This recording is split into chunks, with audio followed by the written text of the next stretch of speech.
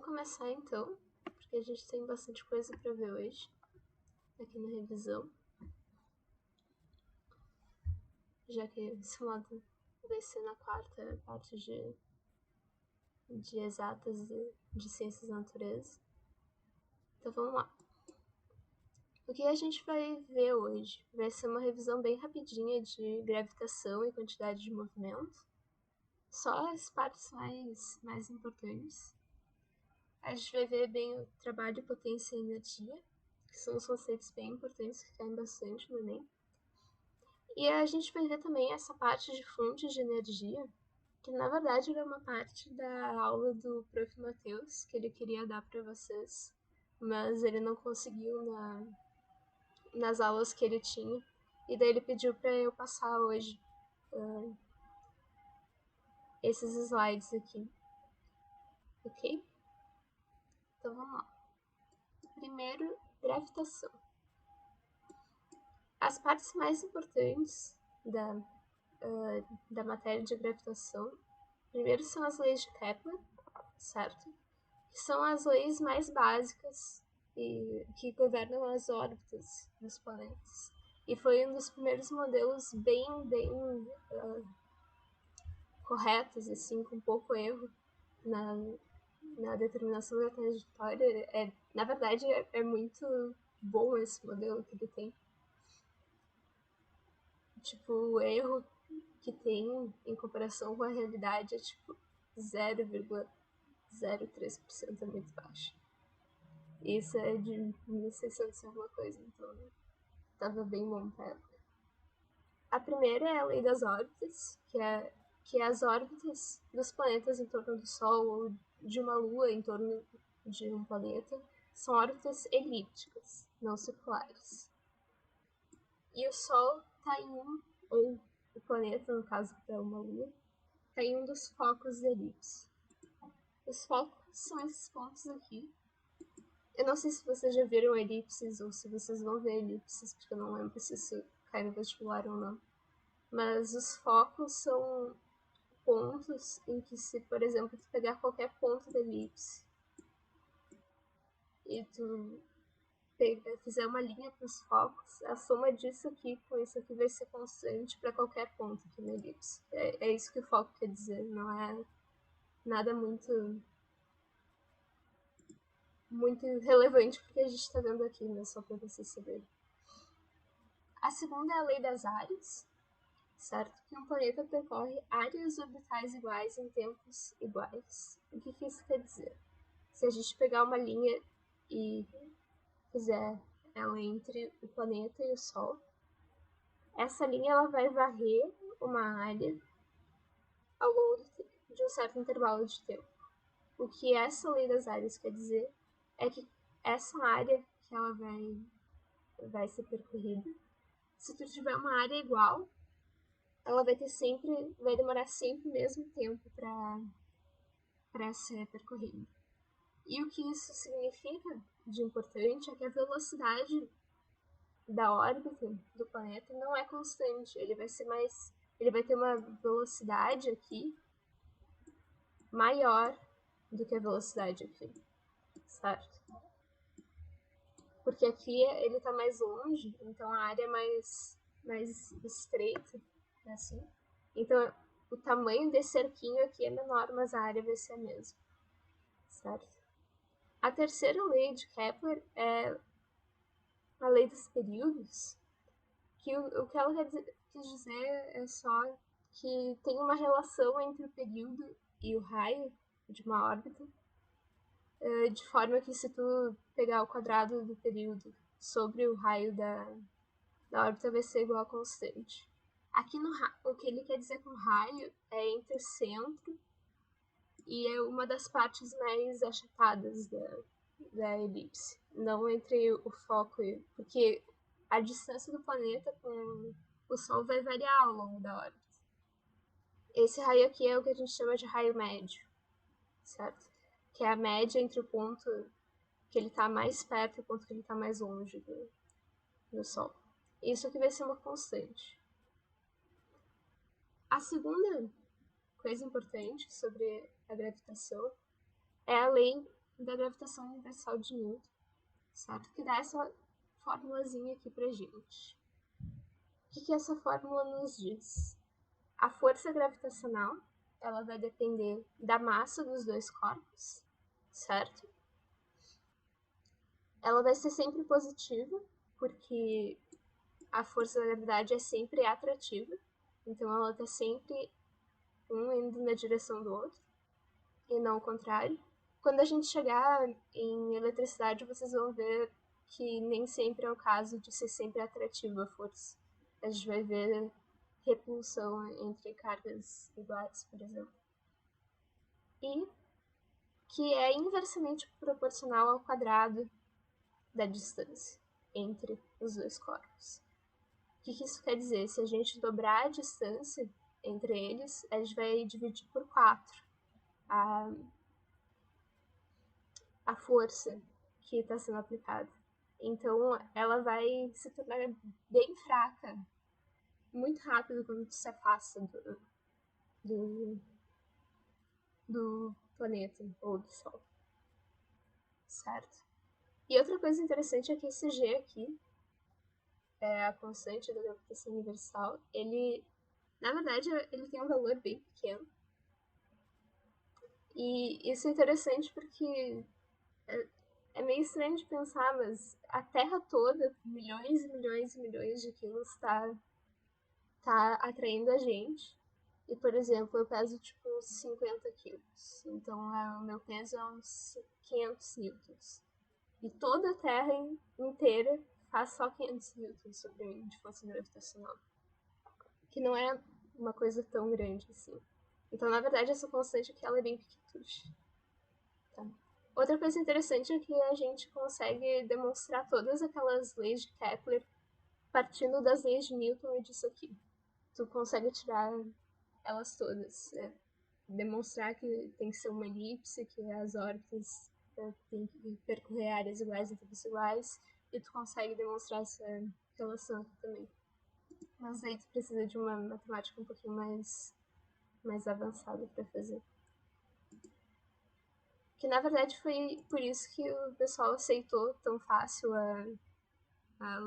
essa lei da gravitação, porque na época eles acharam muito estranho que tem uma força que age na distância entre a Terra e do Sol, e tu quer dizer que isso é que faz as órbitas serem assim? Eles acharam. A maior parte dos cientistas estava bem cético em relação a isso aqui, mas funciona. Então, eles não dá para questionar muito. De quantidade de movimento, o que a gente tem para ver?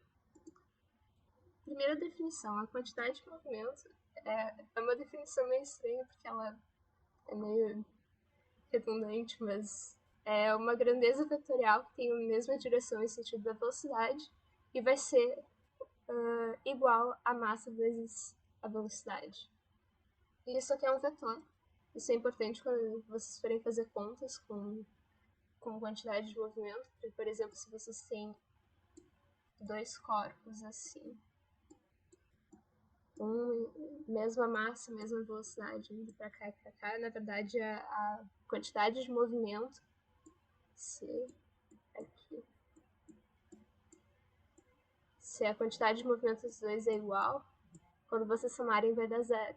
Então é importante vocês cuidarem para que lado tá indo o corpo, qual é o sinal que vocês têm que usar, porque se eles estiverem indo para lados contrários, tem que usar o sinal de menos. Então, cuidem. Outra característica bem importante da quantidade de movimento é que ela se conserva ao longo do tempo. Se a gente não tem nenhum atrito, nenhuma força dissipativa aqui no caso a gente quer dizer coisas que façam tu perder energia mecânica, tipo, se tu tá dissipando calor, tá perdendo calor no ambiente, se tu tá tendo atrito, tá usando formação de som, por exemplo, tu vai perder um pouco tanto da energia quanto da quantidade de movimento para o ambiente. Mas se a gente não tem isso, então a soma vetorial, cuidado, das quantidades de movimento de todos os corpos do sistema tem que ser constante, certo? E por que isso é importante? Porque ele ajuda a prever o comportamento das coisas depois que elas interagem ou batem ou trocam energia, coisas assim. Então, por exemplo, se tem antes da colisão, se tu sabe quais eram as massas e as velocidades antes, tu vai conseguir achar o que vai ser as massas e velocidades depois, usando essa conservação aqui. E, ou então, por exemplo, se tu começa do zero, se tu sabe que começou tudo parado e agora tá tudo se movendo, tu sabe que tem que ser zero a soma em qualquer ponto do tempo. E isso é muito importante para várias coisas. Tipo, no dia a dia a gente tem vários exemplos de coisas que usam isso. Mas as questões geralmente são coisas tipo, uma bolinha bate na outra bolinha e ganha, e daí fica com velocidade tal, qual é a velocidade da primeira bolinha. Que é interessante se você está tentando jogar sinuca, porque tu consegue prever para onde vão as coisas usando matemática. Mas não é tão interessante no geral, assim. Então eu trouxe um exemplo aqui que é mais legal, assim, que é das colisões de partículas no grande colisor de Hadrons, o LHC lá na Suíça, que faz aqueles experimentos com física de partículas e tal. O que eles fazem é acelerar umas partículas a quase a velocidade da luz e fazer elas baterem em outras coisas, e daí ver o que aparece. Porque essa colisão, ela cria partículas, ela quebra partículas e acontece várias coisas interessantes. Mas o que é legal disso é que esse tipo de coisa ainda segue a conservação do momento. Então, a gente consegue calcular para onde as partículas têm que estar indo, dependendo da massa. Ou então, no caso, como tenha bóson de Higgs e coisas assim, tu consegue, eu sei que tem que ter uma massa mais ou menos assim. Vamos ver se a gente acha o que a gente está tentando achar no lugar que é para estar, usando a conservação do momento. Então, na verdade, é muito importante para física isso aqui. Mas a gente não fica meio solto assim quando a gente vê só a definição. Outra coisa importante é o impulso, certo? A segunda lei de Newton, ela tem vários jeitos de escrever ela, na verdade, mas um deles é usar essa definição aqui, em que a força é igual à variação da quantidade de movimento sobre o intervalo de tempo que tu está medindo, certo?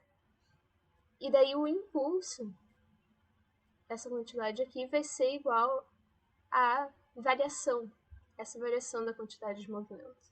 E isso vai ser igual a F vezes o intervalo de tempo. E esse impulso, ele nos diz,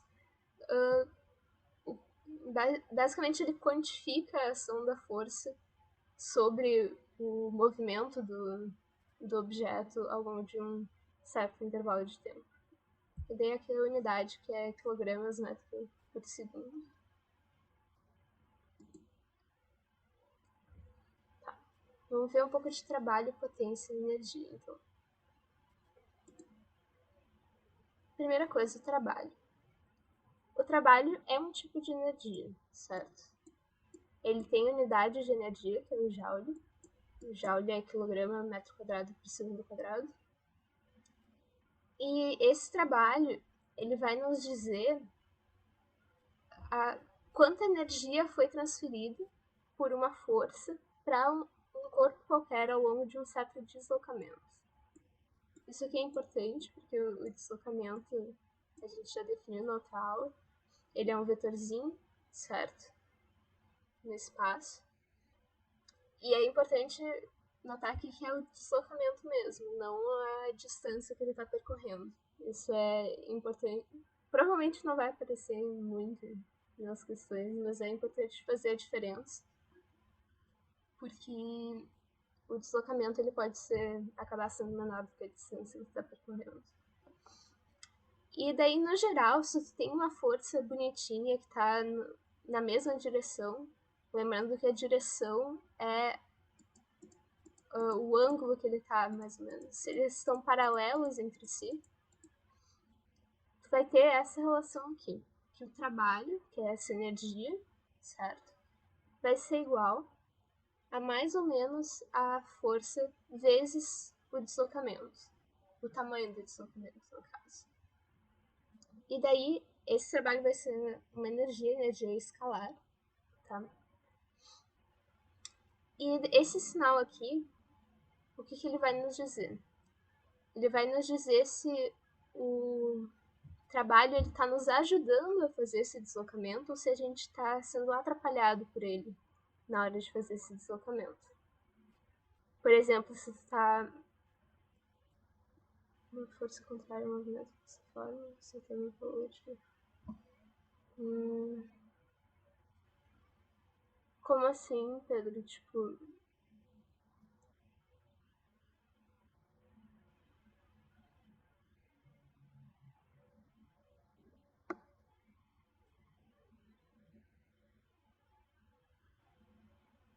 se daria pra saber qual é a direção da força, se tu tem o trabalho.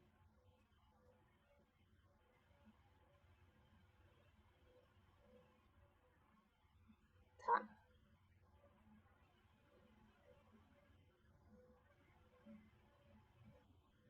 Sim. Quer dizer, depende, se o teu deslocamento também é negativo, no caso a gente está definindo negativo para a esquerda e positivo para a direita. Daí, no caso, o trabalho vai ser positivo, porque tu vai ter um negativo aqui e um negativo aqui. Certo? Mas, no geral, se tu sabe que se tu tem o trabalho e o trabalho é negativo, então tu sabe com certeza que a força não tá ajudando o movimento. Certo? Tá. Mais alguma pergunta, gente? Aproveitando já a deixa. Ok. Então eu vou continuar. Por que esse sinal ele nos diz se ele está indo a favor ou contra? Certo? O trabalho é energia, tá? O sinal ele nos diz, na verdade, se a gente está aumentando a energia ou se a gente está diminuindo a energia do corpo. Ele tem uma certa energia cinética, ele está se mexendo. E daí o trabalho vai aumentar ou diminuir essa energia cinética. Se ele aumenta, quer dizer que o corpo vai começar a ir mais rápido. Então a força ela está ajudando a ir na direção que a gente já estava indo. Se a gente começa a diminuir a energia, quer dizer que a gente está perdendo velocidade. Isso quer dizer que a força tem que estar no sentido oposto do que a gente tinha, da velocidade que a gente tinha originalmente, certo? Que é o deslocamento que a gente está fazendo.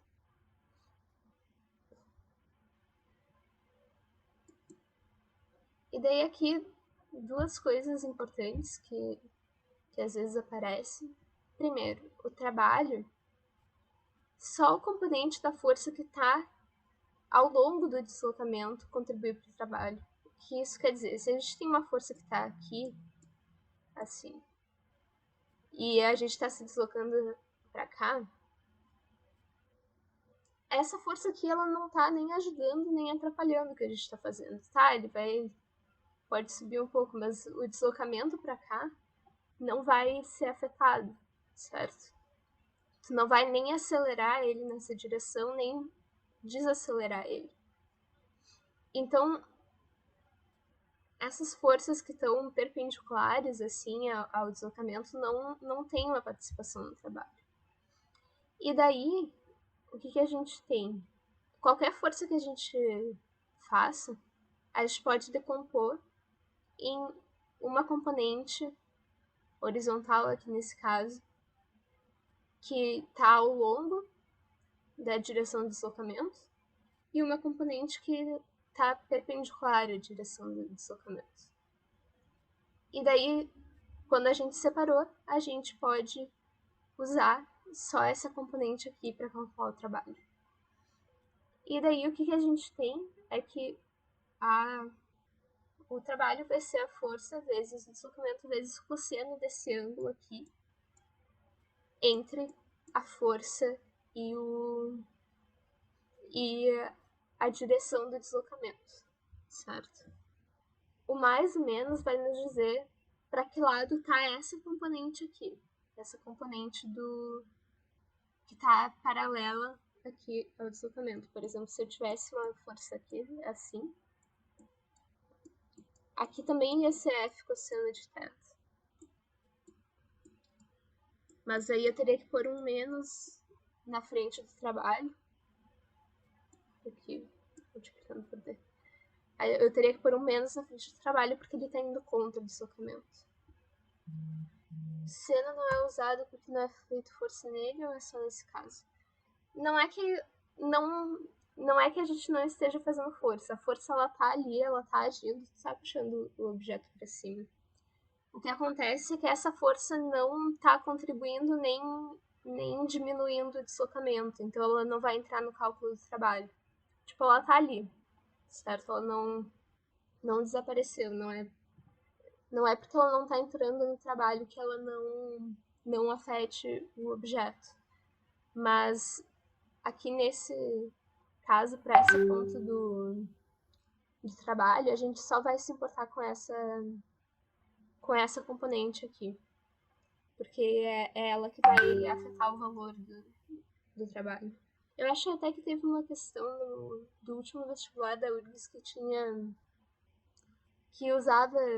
que perguntava sobre esse conceito, que eles tinham, acho que tinha um pêndulo assim, que estava fazendo que tal peso e aqui uma força assim, e daí ele perguntava quais das componentes faziam trabalho e quais que não.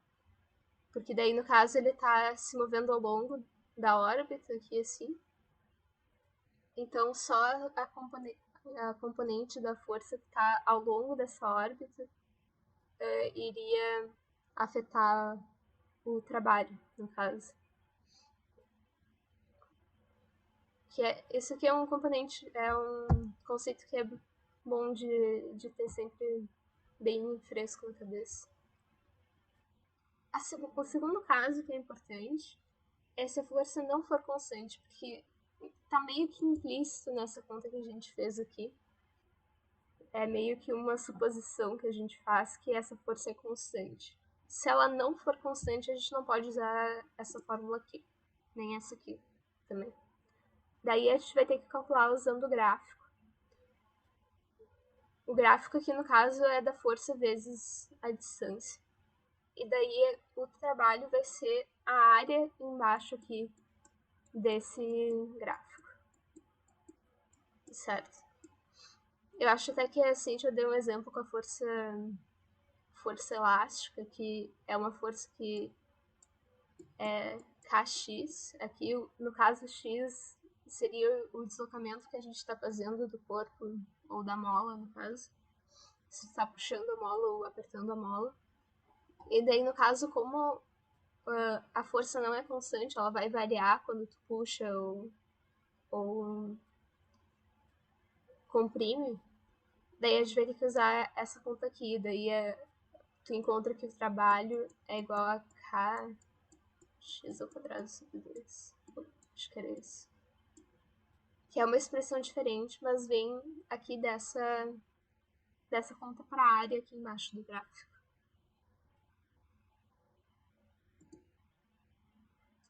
A potência é outro conceito muito importante, tá? Ela nos diz o quanto de trabalho que a gente consegue fazer por segundo, por exemplo, por hora ou por ano. Ele nos diz o quanto de energia a gente consegue dar para transferir para um objeto com uma força em um certo intervalo de tempo.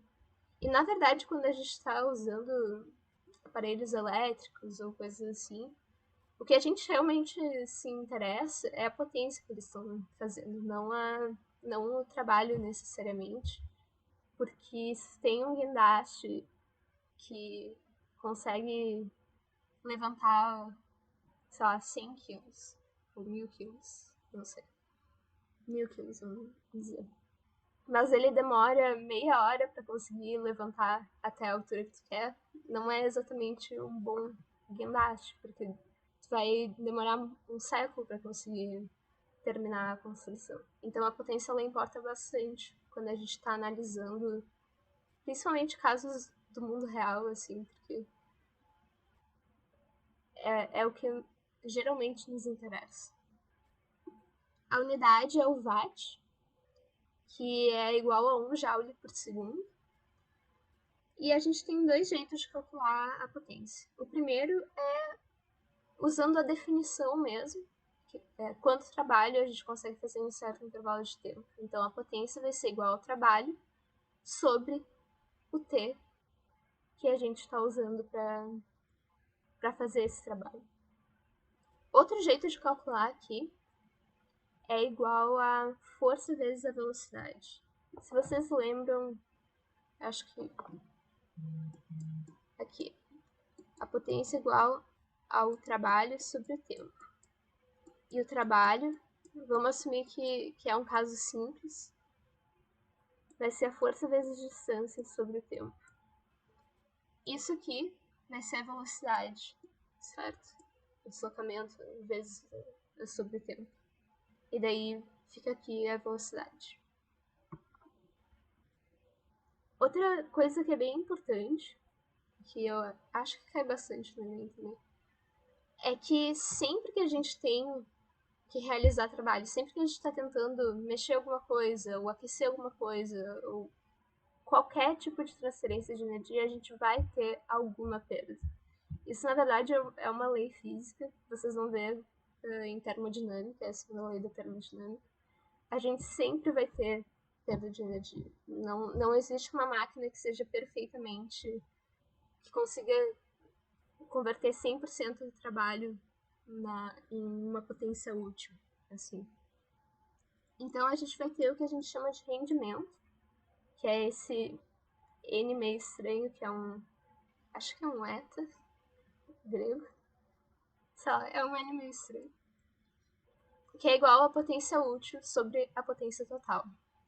Que na verdade a potência útil é o que a gente tem que se preocupar mais quando a gente está no mundo real, assim.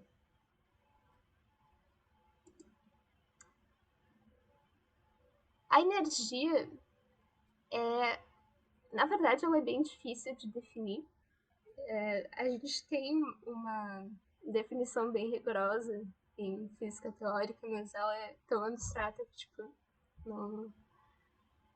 O que a gente consegue definir, assim, para o dia a dia é que a energia é a capacidade de um corpo de realizar ação ou interagir com outros sistemas.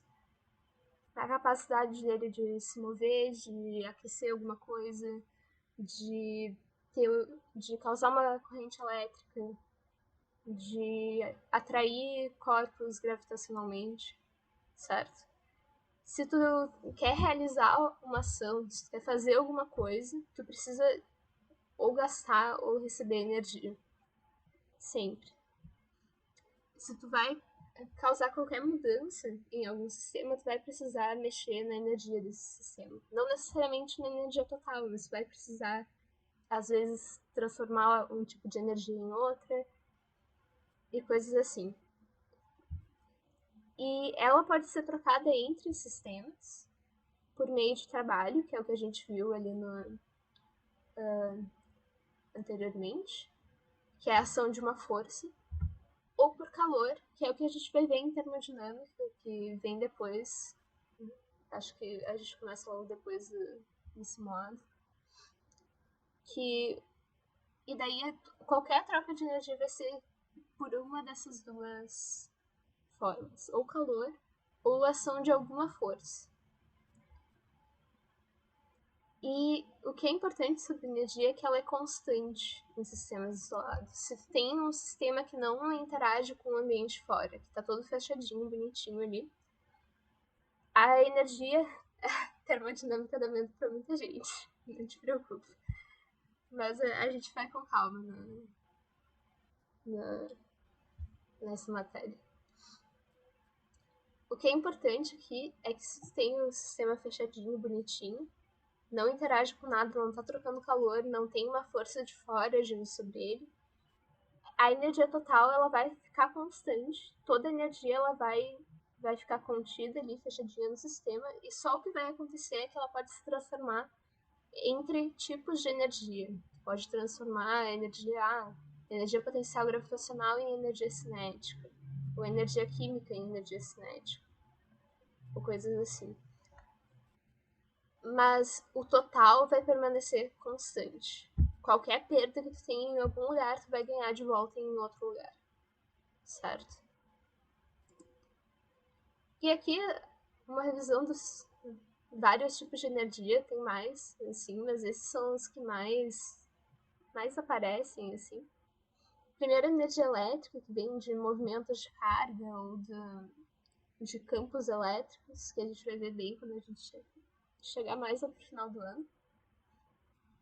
A outra é a energia térmica, que é a energia que vem da temperatura, que na verdade ela é um tipo de energia cinética, certo?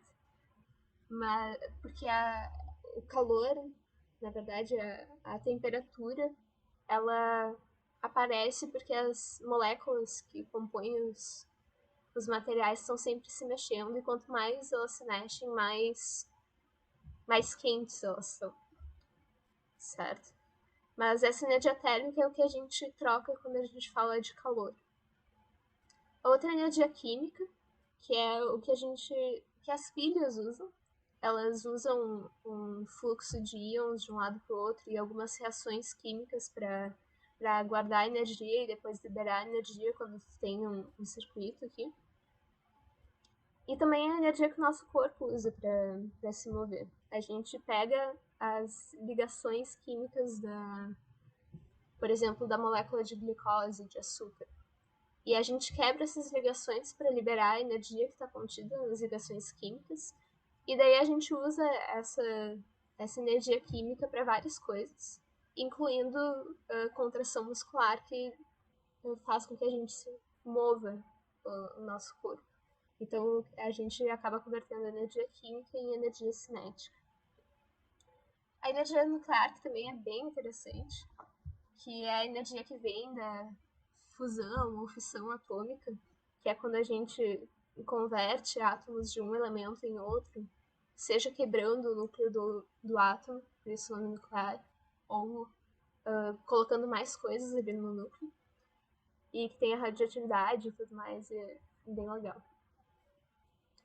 A energia radiante é a energia que vem da radiação. Aqui o exemplo é o Sol, que ele emite radiação eletromagnética, que parte dela é a luz que a gente vê, mas também ele emite em vários outros comprimentos de onda. Vocês vão ver bem o que a luz como onda significa depois lá em ótica. Mas essa luz, essas ondas eletromagnéticas, elas carregam uma certa quantidade de energia com elas. E é por isso que a luz do sol ela consegue nos aquecer. Mesmo que a gente seja longe e que não tenha nada para transferir a energia, não tem átomos para ir passando entre nós e o Sol. Então, só a radiação que vai transferir a energia para a Terra. Outro tipo de energia, na verdade, é a massa. Vocês já devem conhecer o E igual a mc ao quadrado do Einstein, que vem da teoria da relatividade, certo? Que basicamente o que ele descobriu é que qualquer corpo, mesmo que tu seja parado, assim, tu vai ter uma energia que depende da tua massa. E se tu começar a se mexer, tu também vai, ou se tu ganhar energia de qualquer tipo, tu também vai ganhar massa, na verdade.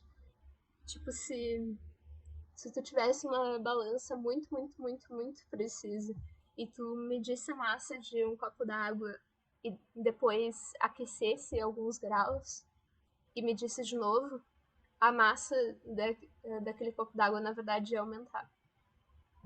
O que é super interessante, tem um monte de implicações legais, mas vamos seguir. Daí, claro, a energia cinética, que é a energia dos corpos em movimento, que vem da velocidade. A energia potencial gravitacional, que é a energia causada pelo campo gravitacional, pela força da gravidade. É a energia que vem do trabalho que essa força causa sobre a gente. E a energia potencial elástica. Essa energia é a energia que a gente guarda ou dá para a mola quando a gente aperta ela ou puxa ela. E é essa energia que faz com que a mola tente voltar para a posição normal dela.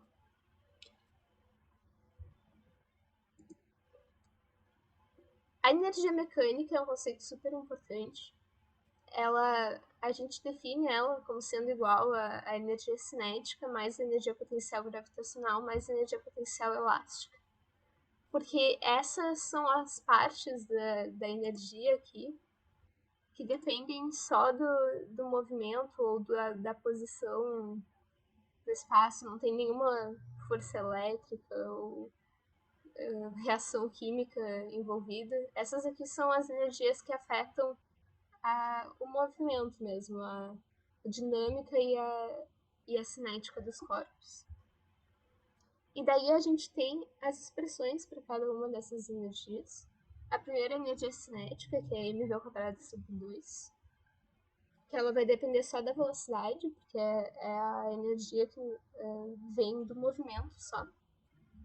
A segunda é a energia potencial gravitacional, que é a energia que a gente guarda quando a gente aumenta a altura que a gente está. Tipo, se está numa posição mais alta, que tem uma certa energia guardada para fazer, que tu pode converter em energia cinética. E daí, se tu deixar a coisa cair, por exemplo, soltar e deixar a força da gravidade agir sem nenhum impedimento, essa é a energia que vai ser convertida em energia cinética. Porque é a energia que está sendo guardada pela altura, mais ou menos. Isso aqui, na verdade, é uma aproximação que só funciona bem perto da superfície da Terra, mas perto da superfície da Terra ela funciona super bem. Então é o que a gente usa normalmente. E, por último, a energia potencial elástica, que é caixas ao quadrado sobre 2, que é a energia que a mola ela guarda ou recebe quando a gente desloca ela. É a energia que faz com que ela dê a volta. Que é a energia que, se tu puxar um elástico, vai fazer ele e depois soltar, vai fazer ele sair voando, por exemplo.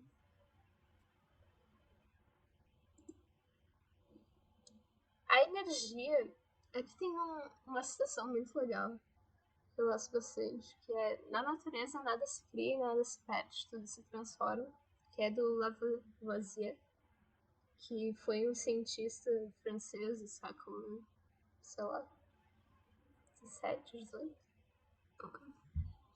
que foi o cara que descobriu o oxigênio, na verdade. Descobriu a substância e isolou o oxigênio e fez várias outras coisas de química. Que, na verdade, essa citação ele se referia à massa, que vocês vão ver em Steg, que é outra matéria que as pessoas têm muito medo, mas vai dar tudo certo, não se preocupe. E ela se aplica muito bem à conservação da energia, porque em um sistema fechadinho, que não está interagindo com o ambiente, a energia total é sempre constante. Certo? Claro, o universo como um todo, a gente não sabe se é um sistema isolado, na verdade. Mas a gente tenta, quando a gente está estudando um sistema menor, por exemplo, sei lá, um átomo, a gente está tentando descrever bonitinho quais são os níveis de energia e tal, a gente tenta sempre isolar esse sistema para manter a energia total constante, porque isso ajuda um monte na hora de fazer contas e coisas assim.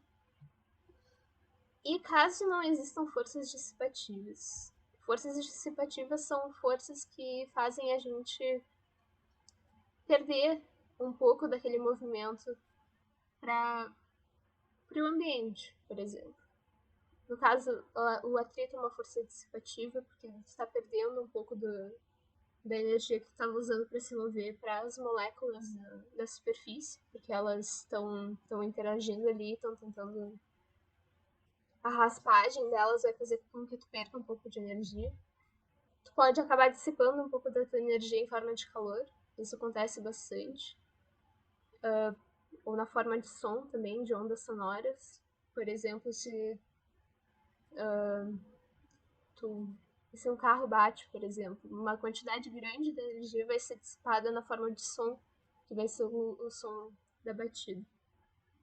Mas caso a gente não tenha tudo isso, uma tipo de outro planeta, uma atmosfera muito alta, tipo, você tá querendo dizer tipo a pressão muito alta por causa da atmosfera, tipo de Júpiter, por exemplo, alguma coisa assim. Isso. Um pouco, mas não é exatamente por causa da. É um pouco por causa da pressão, mas não é exatamente uma força dissipativa da pressão. O que acontece é que a gente. Não sei se tu lembra da aula de atrito, que tem aquele atrito viscoso, que é o atrito de um corpo com o fluido, ou o gás, ou a água, por exemplo, que ele está imerso. Então, vai ter um. Vai, na verdade, cair no atrito, porque se tem uma pressão muito grande, as moléculas elas estão muito compactadas em si.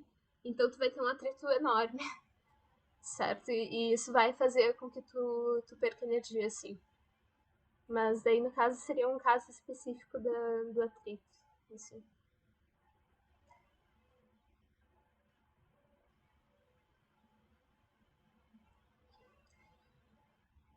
Então, no caso, mudaria o G. O G ele vai depender só da. Vai depender da massa do planeta. Tu poderia ter um planeta que é quase todo só atmosfera e ter um.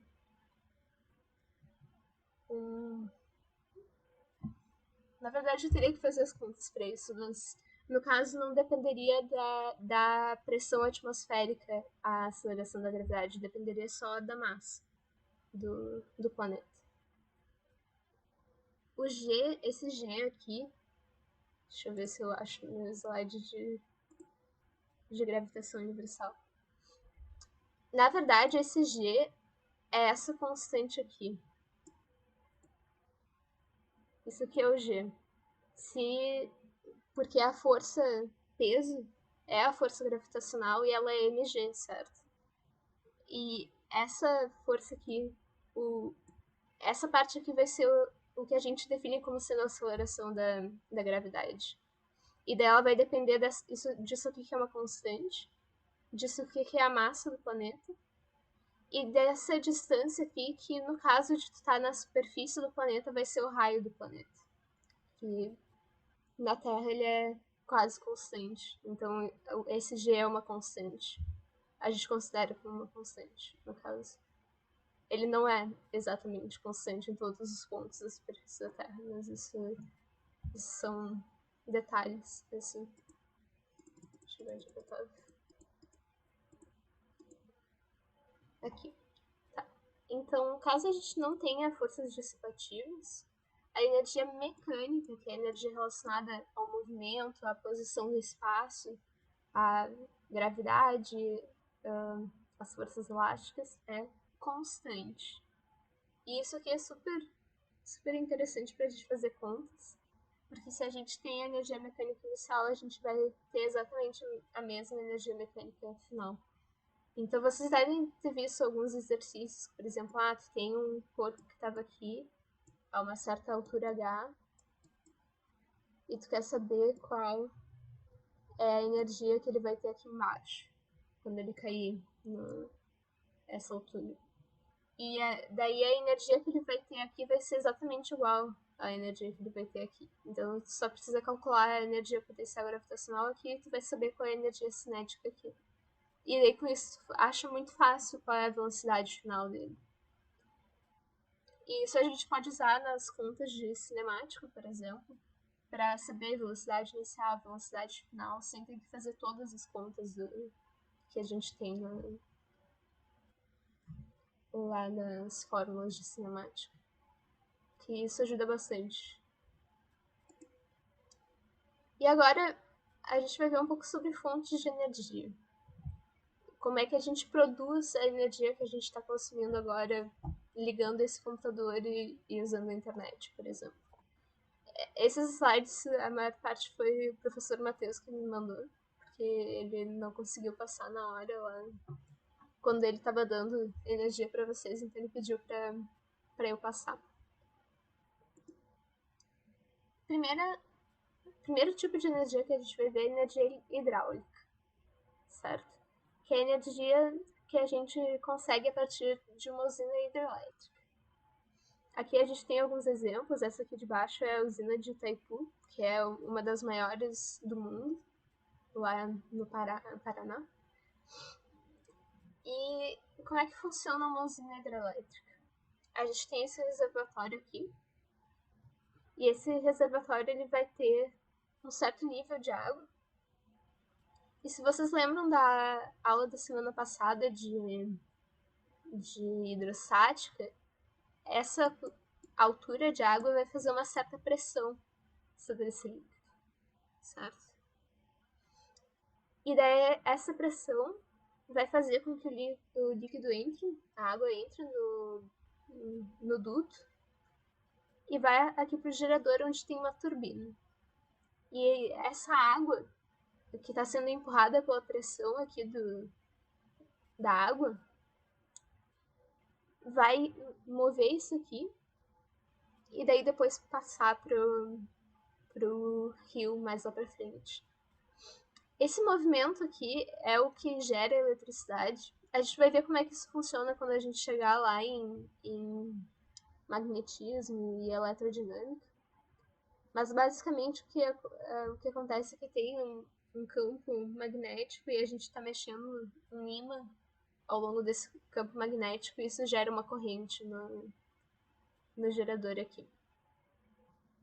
E daí essa corrente é distribuída.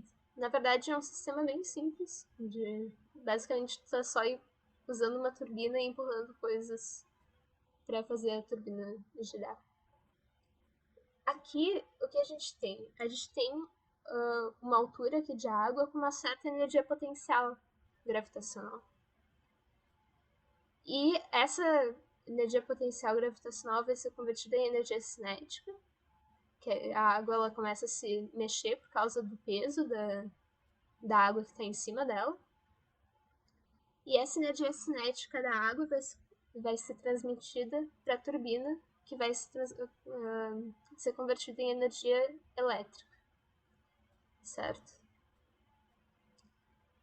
Quais são os prós e os contras da energia hidráulica? Os prós é que é uma fonte relativamente limpa e renovável, certo? Ela não emite CO2 e o custo ele é relativamente baixo. Os negativos é o impacto em comunidades locais, o alagamento de uma grande área, certo? Desmatamento, produção de metano pela vegetação submersa, mudança no ciclo das chuvas e instabilidade e dependência das chuvas. O que a gente quer dizer com isso? Para fazer uma represa que tenha a profundidade certa e a quantidade certa de água, para tu ter uma produção boa de energia, tu vai precisar fazer uma barragem. E essa barragem vai fazer com que tu aprisione um monte de água atrás dela. Porque tu precisa desse nível de água alto para fazer a pressão para mexer essa turbina. E para isso vai ter que alagar um monte de área. Dependendo da usina, por exemplo, Itaipu, o lago da usina tem 1.350 quilômetros quadrados. É enorme o negócio. E quando tu alaga isso aqui, tu vai ter um monte de impacto. Tu vai, em alguns casos, tu vai ter que remover pessoas que estão morando em alguns locais, ou tu vai acabar removendo algum meio de transporte deles. Por exemplo, tem uma usina no Amazonas que eles. Acho que era no Amazonas, não lembro. Que é a usina de Belo Monte. Que um dos problemas que as comunidades. Que deu uma controvérsia bem grande, mas um dos problemas que tinha é que as comunidades indígenas usavam alguns cursos de água para ir na cidade e voltar. E, e o lago da usina ia desviar esses cursos para outro lugar e deles não iam conseguir usar como meio de transporte. O alagamento também ele é bem ruim porque tu vai perder um monte de área de floresta, tu vai ter que remover um monte de animais do lugar antes de tu encher a represa, porque senão vai morrer um monte de animais. A vegetação submersa que tá apodrecendo. Por que acontece o alagamento? Porque normalmente tem o rio só passando assim, e tu quer fazer com que ele passe só nesse espacinho aqui, pra tu conseguir, com uma pressão grande. Então tu quer um duto pequenininho pra fazer girar a turbina. Então tu vai fazer uma represa aqui pra guardar água também, porque tu quer ter a água disponível pra fazer isso aqui, mesmo quando não tá chovendo. E daí o rio vai ficar preso atrás e tu não vai mais ter a mesma vazão. A água ela vai se acumular aqui atrás e vai formar um lago.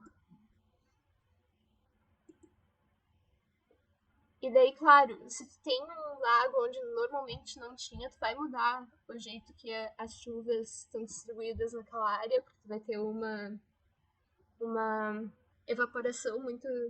Uma área de água para ser evaporada muito grande. E também ela é meio instável, porque depende dessa água estar num nível razoável para conseguir fazer a, a geração de energia.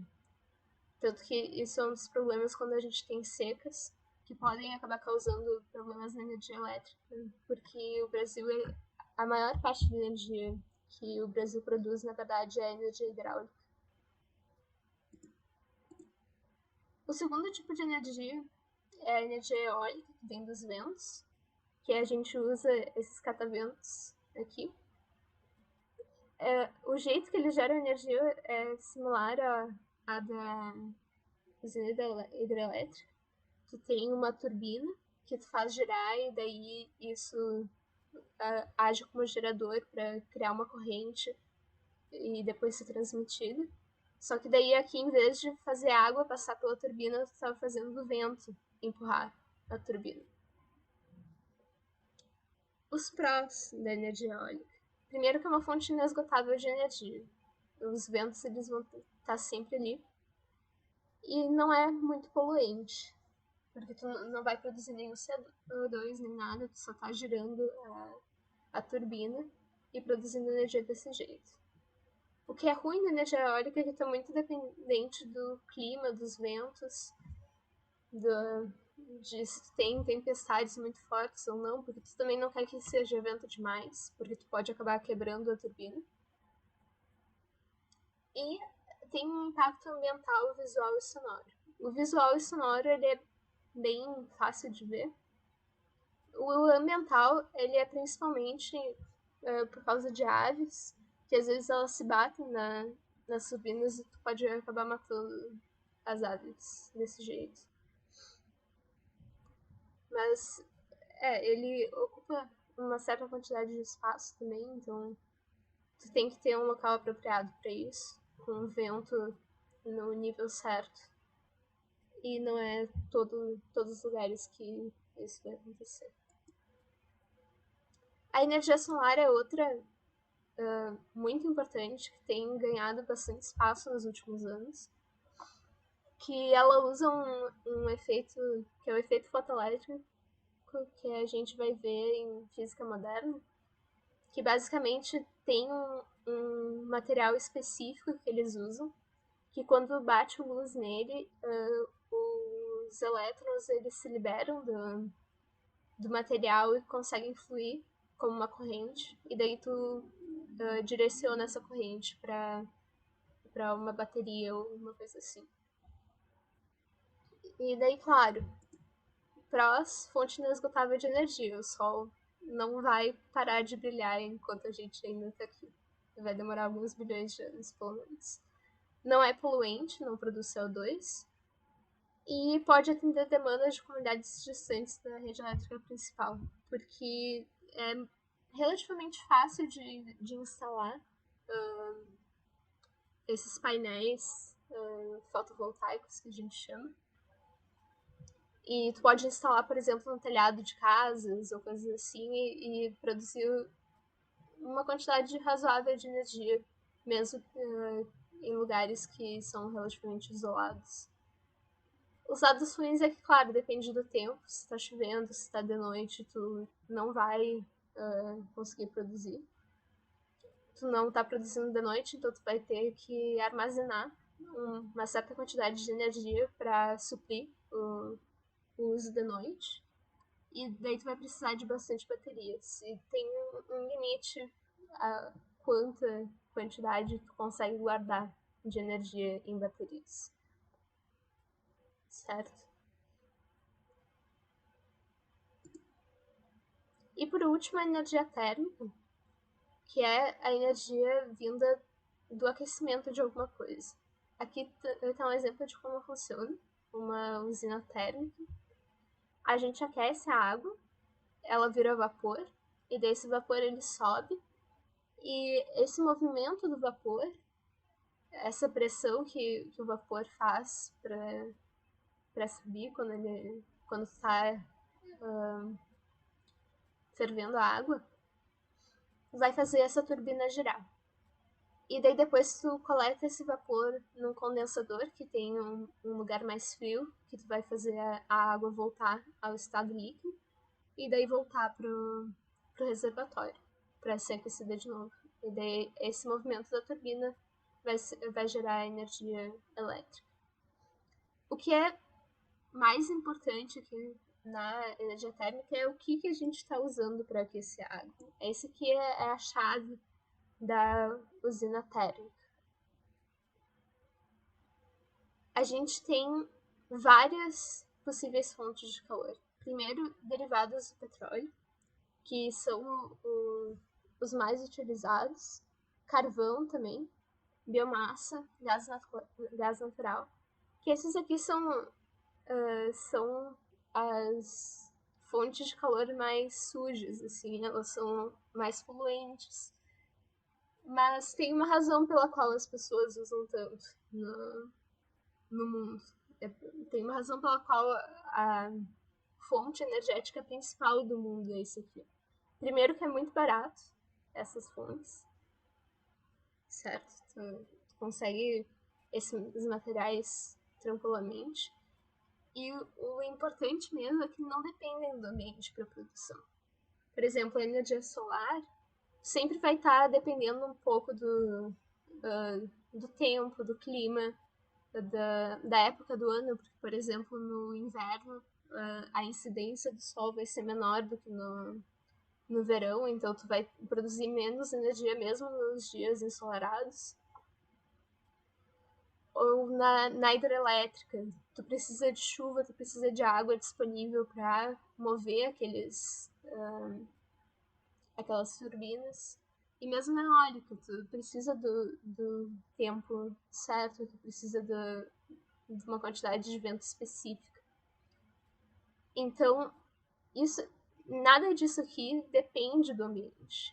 Sempre pode queimar coisas, certo? Só precisa transportar o combustível até o local onde tu quer produzir energia, mas no geral isso não é muito complicado com gás ou petróleo, por exemplo, se tu tem um gasoduto ou alguma coisa assim. A maior parte disso aqui não é renovável, que é outro problema, principalmente os derivados do petróleo, mas também o gás natural um pouco. A biomassa é renovável, porque a gente usa restos de, por exemplo, cana-de-açúcar ou coisas assim, depois de processados. Os rejeitos a gente usa para fazer biomassa. Então, em algum momento isso vai acabar. E daí é onde é que a gente fica, né? E outra fonte possível de calor é a fissão nuclear, que é a da energia nuclear, que é o que acontece quando tu tem um átomo e tu quebra ele em átomos menores e tu vai liberar um pouco de energia com isso. A energia nuclear, ela é uma energia relativamente limpa, ela não produz CO2, certo? Ela tem um alto rendimento, ela produz bastante para a quantidade de combustível que tem, mas ela usa urânio e outros materiais radioativos como combustível. Então, primeiro que tu precisa ter disponível esses materiais, que não é todos os países que têm disponível isso. Principalmente os países menos desenvolvidos não vão ter, primeiro, como conseguir o urânio apropriado, e segundo, que eles não vão ter a tecnologia que tu precisa para fazer uma usina segura, certo? Porque tu precisa de um certo nível de cuidado quando tu está produzindo isso aqui. Segundo, que a gente produz o que a gente chama de lixo nuclear, que são os resíduos de fissão. Então, tipo, tu tem um átomo aqui de urânio, tu quebra ele, e daí tu vai ter outros átomos de outras coisas aqui, certo? E essas coisas, elas geralmente são metais pesados, ou coisas tóxicas, ou podem ser radioativos eles mesmos. Eu não lembro exatamente qual é o tipo de urânio que dá para ser usado, mas tem que ser um específico, não pode ser qualquer tipo de urânio que tu ache, que tu minere, assim. Então, é meio complicado, assim, de conseguir esse tipo de coisa. E, claro, a gente tem a causa principal de a gente ter um certo preconceito com a energia nuclear, que é os acidentes, que eu acho que vocês devem lembrar de Fukushima, quando teve aquele tsunami e a usina nuclear lá no Japão acabou vazando e soltando radiação em uma área enorme, assim. Ou então, não sei se vocês já viram aquela série do Netflix que é Chernobyl também. Que, claro, com a tecnologia que a gente tem hoje em dia, dá para fazer de forma muito segura. Só que tu tem que garantir essa segurança, certo? E nem sempre a gente consegue ter esse tipo de garantia. E daí, claro, quem é que vai querer morar perto de uma usina nuclear? Tem todo um certo preconceito com essa questão.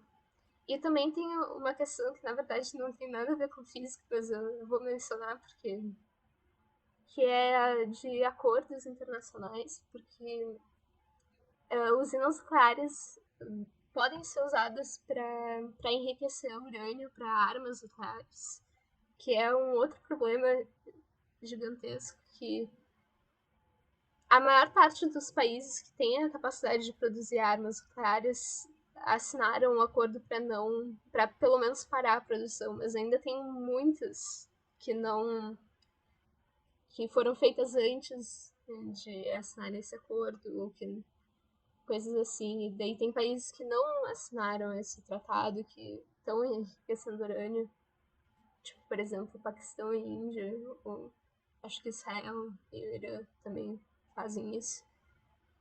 E daí tu acaba tendo várias questões de diplomacia e geopolítica que estão relacionadas com esse tipo de energia aqui. E por último, aqui está a matriz elétrica brasileira. A matriz elétrica quer dizer a composição principal do, da energia que a gente usa em casa, por exemplo. A grande maioria da energia que o Brasil usa é a energia hidráulica de hidrelétricas. Que faz sentido, né? O Brasil é um país que tem muita água, muitos rios que são apropriados para produção de energia. E a gente usa isso bastante. Ah, tu procurou, Pedro? Deixa eu ver.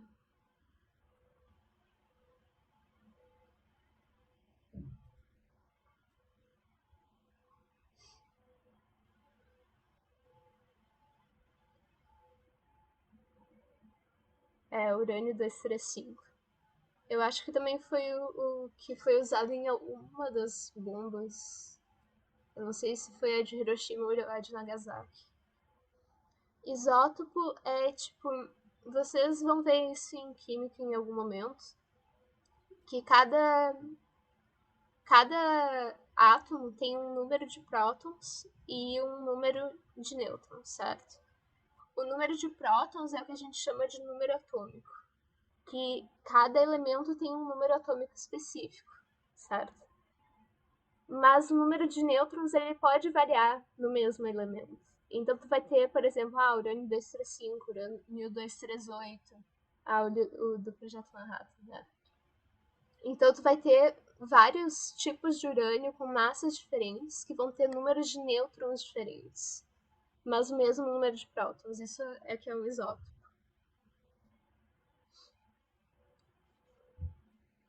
Uhum. Tá. Daí voltando. Claro, a gente tem muita água, a gente vai usar a energia hidráulica. É bom porque é uma energia limpa. Ela tem os seus problemas, mas é melhor do que se a gente estivesse queimando carvão para conseguir toda essa energia. E na verdade, uma quantidade bem grande disso aqui vem da hidrelétrica lá de Itaipu, que eu acho que é tipo uns 20% de toda a energia elétrica que a gente usa no Brasil. Assim, então a Itaipu produz um monte de energia. É, não é mais a maior hidrelétrica do mundo, mas é provavelmente a mais produtiva. Em segundo lugar, a gente tem a biomassa, que é resíduos de cana, principalmente.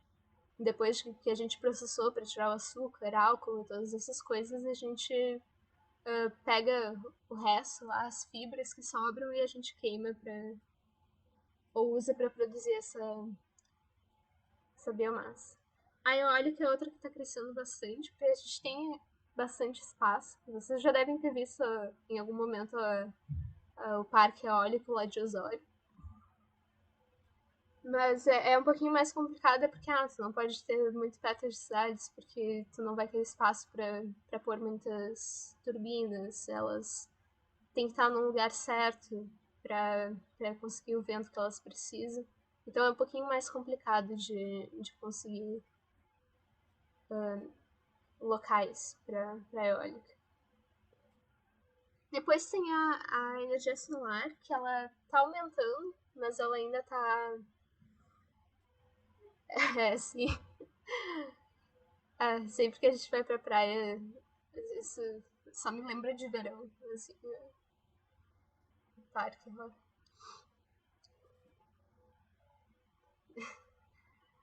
No caso, a energia solar, ela tem algumas limitações. Ela está sendo usada mais, principalmente porque é a energia mais fácil de uma pessoa comum comprar e usar. Porque tu pode sair e comprar um painel daqueles e pôr no telhado da tua casa e tu vai produzir energia, certo? E daí tem lugares do Brasil em que isso vale ou não a pena, no caso.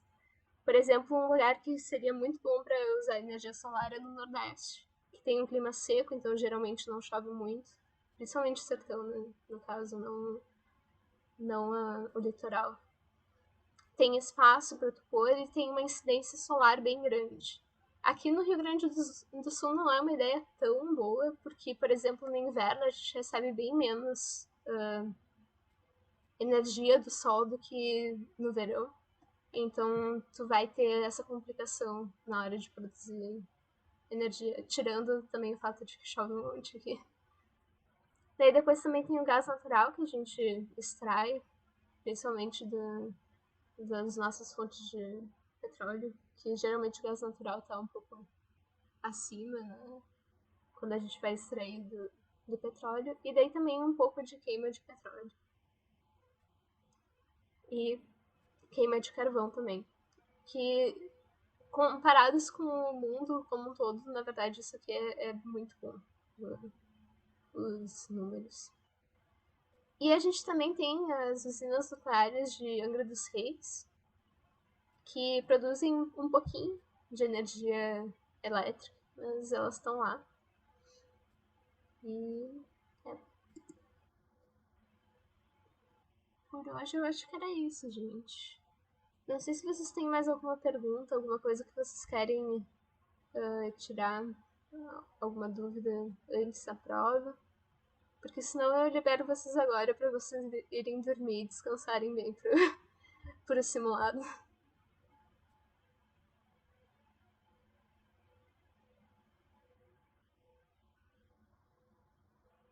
Tá ok? Tá bom. Deixa eu parar de gravar.